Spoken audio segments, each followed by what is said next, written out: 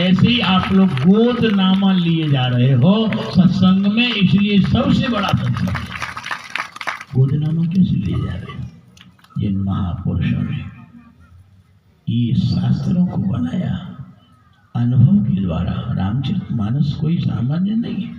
गोस्वामी तुलसीदास जी महाराज ने 15-17 साल तक कठिन अध्ययन किया था काशी में, अपने गुरुदेव के सानिध्य में रह करके सारे वेद, उपनिषद, शास्त्र, पुराण सब कुछ पढ़े।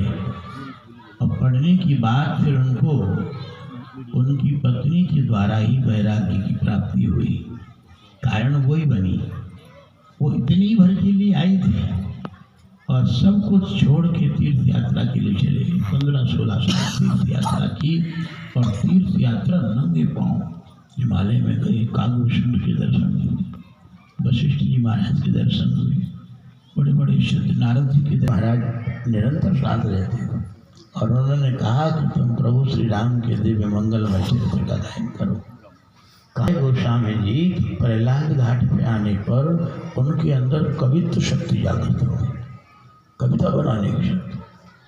और भगवान शंकर की विशेष कृपा थी, क्योंकि बच्चों ने गोस्वामी जी का लालन पालन मैया पार्वती ने किया था।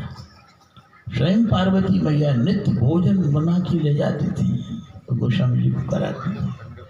तो भगवान शिव ने एक दिन देख लिया कि कहाँ जाती हो तुम? बोली अनाथ बालक है जिसकी माँ मर चुकी है, घर वालों ने तिरस्कृत कर दिया है, उसको भरण पोषण, उसको भोजन कराना हो। तुरंत ही महाराज भगवान शिव ने रामशहर पर रहने वाले नरहरियानंद जी महाराज को स्वप्न दिया रात्रि में, तो जाओ उस बालक को लाओ, शिष्य बनाओ। तो उन्होंने शिष्य बनाया, वो काशी ले गए। काशी में अध्ययन हुआ और वो अध्ययन के बाद तीर्थ यात्रा करते करते वो काशी आ गए। काशी में कवित्व शक्ति जागृत हो गई। काशी में ही वो संस्कृत में रामायण बनाने लग गए। रोज बनाओ या रोज गायब हो जाए पन्ने उसके।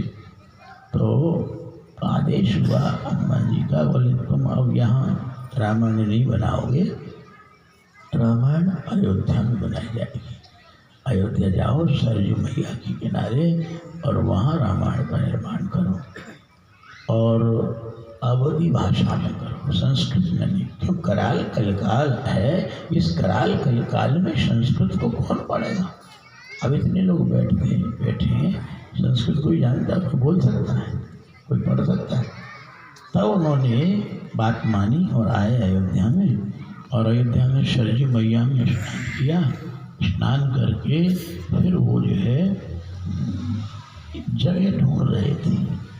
एक जटाजूटधारी कोई सिद्ध संत प्रकट हुआ, बोले चलो बाबा तुमको हम ऐसी जगह बताते हैं, बहुत अच्छी जगह। ले गए।